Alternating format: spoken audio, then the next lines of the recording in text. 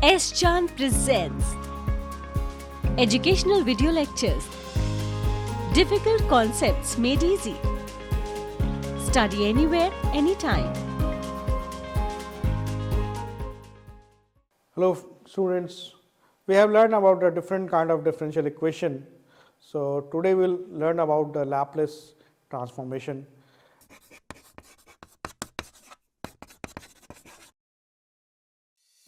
If you want to study this topic in detail, refer to the book by S-Chan Publishing.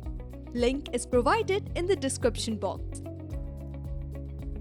Welcome to the Student Academy. My name is Kanhaiya Jha, and today we are going to learn about the Laplace operator, that what exactly the Laplace operator is, how we are going to use it, and then some examples related to this. So the Laplace basically series is used for different mathematical operation, or we generally says that whenever we are using the mathematical physics, we are using it. We are using the Laplace whenever there is an expansion, whenever there is a series. Mostly we are using it to calculate a diffusion rate. We are calculating this using for the wave propagation, that when the wave propagation is generally occurring, then how we are calculating this particular diffusion, particular Laplace operator or a Laplace expansion. So we have here, we can see that toward two function delta phi is d2 square phi dx. So from j is equal to 1 to j is equal to n, where we can say that j1 to n is a variation here, and then delta 2 phi by delta xj square is basically forming the particular variation that we have, is forming the variation in this. We calculate a double derivative of this. So basically what we are using is that we are using it delta phi and z. Again we can use the particular differentiation of this, and after calculating the differentiation, the Laplace operator is symmetric here, and here the Laplace operator is a positive. It's positive in the sense that the value of the particular Laplace operator will be more than 0. It is basically defining the domain of the Laplace operator, that how we are defining the domain of the Laplace operator, how the domain is generally calculated, how we are taking the two values, we are taking the two values as the initial values and the final value, and how the two values can be calculated. One is a symmetric on d delta, and the another one operator is a positive value. So we will prove this now. We are using both the values, and then we will using the integrating factor, and then we will prove it for both the values of phi and z. We can see that. So here we use the integral factor here. As you can see, integral factor, that is delta alpha x psi x dx. Then j is equal to 1 to n. Then we have this particular value, and then when we do the summation, then we are getting this one value, which is phi and delta xi. So this is basically a symmetric. It is showing that the delta is symmetric. When we again proceed here, we can see that we are using the phi xi and phi, this particular integral factor, and then when we calculate the integral, so the integral product that we get is showing that the value of the delta to be symmetric, that the delta value is symmetric in this. Then we have for another value, again we are using the integral factor, and then again we have, as we have done in the previous equation, we are doing the summation from j is equal to 1 to j is equal to n, and again we are calculating the value, which says that the delta is positive. The value of the delta is which is greater than 0, which showing that the delta is positive. So we have both the particular value. We have the symmetric value also, and we have the positive value also. We are using the symmetric value as well as we are using the particular positive value also here. As we can see here that using the integration by parts twice, and using the fact the comparatively supported functions are 0 in the open set. We are using in the open set, and we are using the integration by parts here. So we can see here, we have taken this into parts here in this integral, and After taking them into parts, we are making the particular calculation which is showing that the delta is a symmetric. And in the same way, when we go to the particular delta which is greater than positive number, the summation j is equal to 1 to n, again we can see that after doing this particular calculation, the delta is showing the particular positive number. So here we can see the self-adjoint linear T to H operator is symmetric. On the other hand, symmetric linear operation need not to self-adjoint, that we have learned. So dt should not be equal to dt dash or any change in dash. So we can say that dt is contain all sets of H. For linear operators, th which belongs to H has a complex variation. The concept of symmetric and the self-adjoint are identical. And then we can know here that if there were no negative sign in the definition, the Laplace operator would have been negative. So if there were no negative sign, the particular integral factor that we get after we are doing the integration by parts, the particular integrating factor that we get with the Laplace transform will get into the negative. So this is what we have to understand. Then we have a theorem which says that U belongs to Rd is a non-empty open subset. Then we have to follow the Laplace operator to solve this. So when you follow the Laplace operator, so dt here you can see dt, we have to use this positive value that gives you tvv, and then we are using this value to get svv to calculate this. So basically what we have discussed is that the operator which is generally used here is generally used for the particular values and all. So we'll discuss some examples now that how the variation generally takes place. So the proposition, the closure of the Laplace operator is a utility equivalent with the multiplication operator dt. So here we calculate the d alpha L square and then T alpha x, which is 2 pi square mod of x. So this is called as a Euclidean nominal of r raised to power n. In particular, delta is essentially self-adjoint on Rn. Its spectrum is equal to the two values 0 and infinity, entirely continuous spectrum. So this is again we have to prove, where we will take the tools from the Fourier transform, that the transform that we take, the tools is from the Fourier transform, and for the Fourier transform we learn that u L square Rn is L square r raised to power n, where u again we have an integrating factor here, and the integrating factor here will calculate them into the particular parts, that integrating by parts. So we will say that u delta x 3 by phi x is equal to 2 phi, this particular value. So we have this particular value that we will calculate, which gives delta plus g, and finally what we will get the value when we solve for 0 phi delta here. So we can see that the final value that we get here is 4 pi square. So in the Laplace operator, what we are observing is that we are taking the again two operators and putting them into the expansion. We are calculating the expansion. After calculating the expansion, we are getting this. We are calculating for the symmetric value also, and we are calculating for the positive value also in every case. In every case, we are calculating it for symmetric value, and in every case, we are calculating it for the particular positive value in this particular case. So what we have learned that how the Laplace operator is generally used. Now we'll take a small break and then learn more about the Laplace operator. Now quality learning is easily available at your doorstep. S. Chand Academy brings detailed lectures based on AICTE curriculum as per the New Education Policy 2020. So do not forget to subscribe to the S. Chand Academy and access the wide world of knowledge conveniently sitting at your home. Stay connected and keep watching S. Chand Academy. Happy learning! Hello students, welcome back. So we have discussed about the Taylor's operator, and we have discussed about the Taylor's operator, that how it is used for the symmetric value or how it is used for the positive value. So we learn more on this. So we can see that here we are using it for the particular value, and we are getting either u phi is equal to 0 or phi is equal to 0, but delta is an essential self adjoint here. So the formula shows the Laplace operator d del into del. There are two particular utility equivalent with the multiplication operator.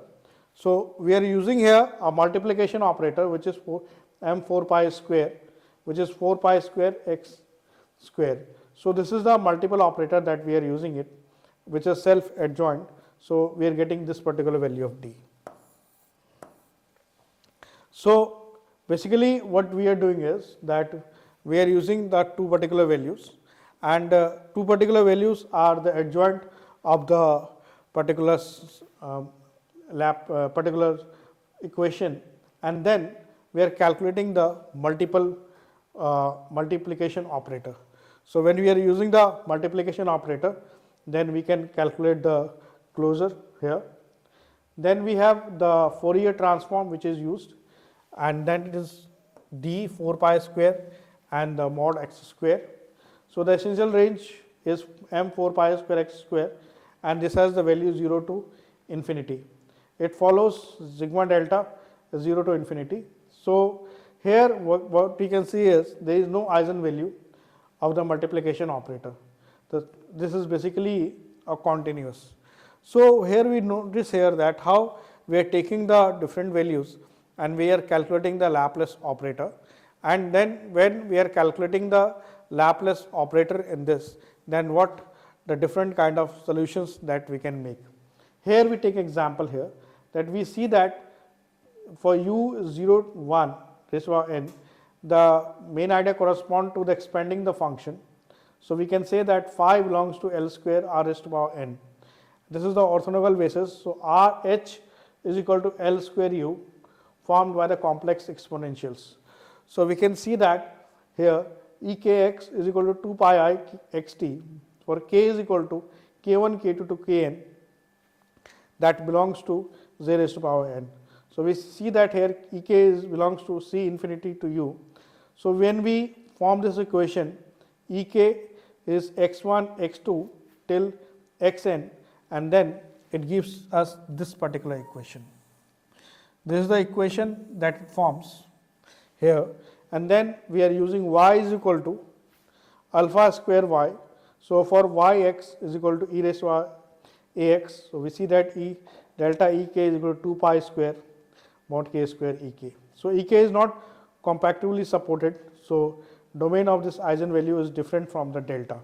So we can see that how we calculate it and how we are calculating it, the different eigenvalue.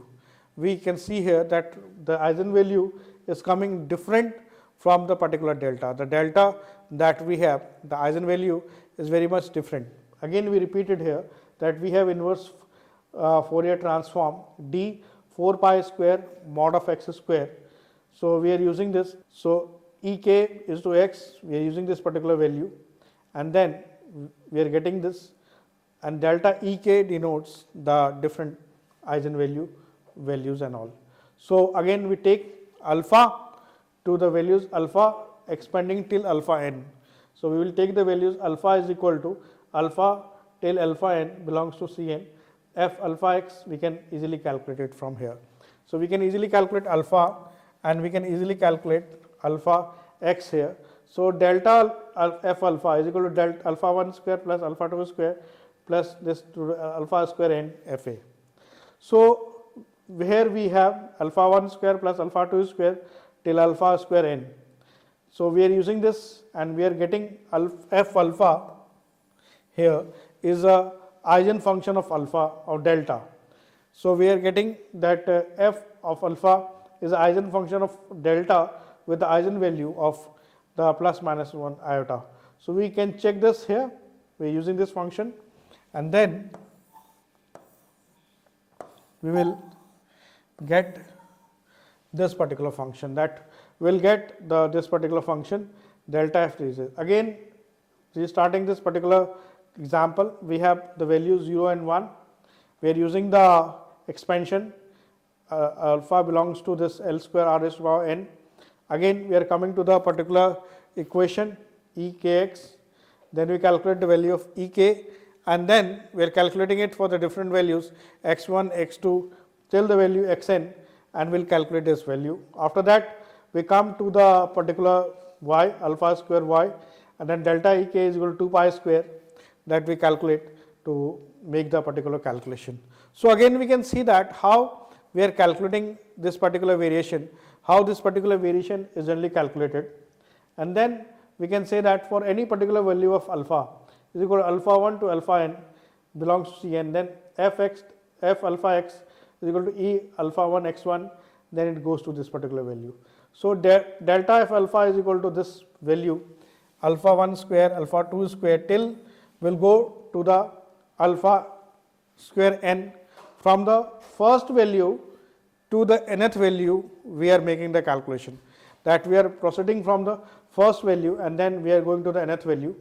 Then we are calculating alpha 1 square plus alpha 2 square plus till alpha n square, which is plus minus iota, then we are calculating Fa. So Fa is basically the eigenfunction of delta. Eigenfunction of delta denotes that Fa and then phi Fa. So both this we are getting in the integral factor here. So integral factor, again we will integrate by parts and then the result will come. So here we have d1 value calculated, d2 value calculated, d3 value calculated. Again we will put in this equation here, and we will put in this equation, we will get this particular value. We will integrate it with the particular parts, that delta alpha by phi, integrating 0 to 1 with this value will get this particular value. So here again we can see that delta is symmetric. Here we can see delta is a symmetric value, and the d1, d2, d3 are the Laplace operators. So the d1, d2, d3 that we are calculating are the Laplace operator, and delta is symmetric. So again we can see that starting from the value d1, d2, d3, d4, we can calculate for the dj value, for the symmetric value, and then we can calculate for the alpha d1, sigma d2 and sigma d3 to the nth particular value. So again we can see that if you start here by putting this d1, d2, d3 and again using by integration by parts, we are using it by using the integration by parts, and when we are using the integration by parts we are coming to the particular value here from 0 to 1. Again it is showing that delta is a symmetric. Delta is a symmetric, and for all the operators d1, d2, d3 till if you are calculating for the dn also, then all this it will be symmetric for the particular Laplace operator. So we are using the proposition, we are using the alpha d1 and the alpha d2. Here we can use this alpha d1 is 0 pi square, 4 pi square, k square, pi square. The spectrum that we can calculate is for dimension 1 for d2, for d3 and d1. So we can calculate this, and then we can calculate the value of lambda. Lambda will be calculated by combining the kth term d1, d2, d3 till the nth term, and then we can use the value of lambda. So what we need to say, we need to learn is that how it is generally used with the different values of d's. Okay, we can see here that how we are using it different values of d, d1, d2, d3. First we form the two values, we form the equation. From forming the equation we will take the factor alpha, fa alpha x, then we calculate the particular delta fa eigenfunction. After that we denote the value, the Taylor's operator. The Taylor's operator used here are d1 is the first operator, d2 is the second operator, d3 is the third operator. We use the value d1, d2, d3 when we are doing the integration by parts. We do here the integration by parts, and after solving the integration of parts we will get this result. In this case, in every case what we are observing is that this delta is a symmetric, and then we are doing it for the operators. So in the Laplace operator we have to check for the symmetric value and for the positive value. So once we are checking for the symmetric value and the positive value, then we can use it for the different operators, like what we have done for the d1, d2, d3 and all, and then we can use it for the particular expansion. Expansion we can do it by integration by parts, and then we can calculate it. So we can calculate it for the symmetric values, we can calculate it for the positive values also in this case. So the Laplace operator is basically used to calculate the expansion. In the operators, we have to show that the delta is a part of the function which is symmetric, and all the operators that we are using, d1, d2, d3 till dn, we have to calculate the integration by parts, and then again we will show that the particular value that we are using is a particular symmetric value, and they are used in the particular equation. So we are using this. So here with the Laplace operator we learn this. So in the Laplace operator, what basically we learn that how we are forming a symmetric operator, how we are forming the particular positive value, and on the different operators of the Laplace, like we have calculated d1, d2, d3 and the other variation, how we are making this. So in the first we learned that how to calculate the positive value and the symmetric value. Then we have learned that how to form this in the equation, and then do it by the integration by parts, and after that how to get the value which is symmetric and positive. So the values of the operator, as we have discussed in this slide, that it can move from 1 to nth number, but in every case we have to prove that they are symmetric and they are positive. So hope you have enjoyed the Taylor's operator. Thank you. If you want to study this topic in detail, refer to the book by S. John Publishing. Link is provided in the description box. If you found our video interesting, please like, share and subscribe. And do not forget to press the bell icon.